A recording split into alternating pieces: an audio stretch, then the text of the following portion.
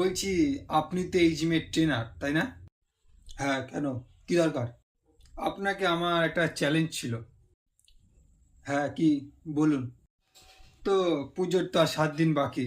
তার মধ্যে আমাকে একটা ঋত্বিক রোশনের মতো একটা বডি বানিয়ে দিতে হবে। পারবেন? মানে? কি?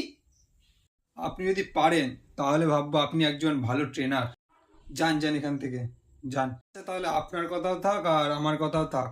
ঋত্বিক রোশনের মতো বানাতে হবে না, আমাকে টাইগার শ্রফের মতো একটা নর্মাল বানিয়ে দিলেই হলো। হবে না বললাম তো, যান এখান থেকে এবার। আর একটু কিছু এদিক ওদিক করে হবে না? মানে ওই টাকা পয়সা যদি এদিকে একটু বেশি কম করে যদি একটু হতো। হাট, জানতো এখান থেকে।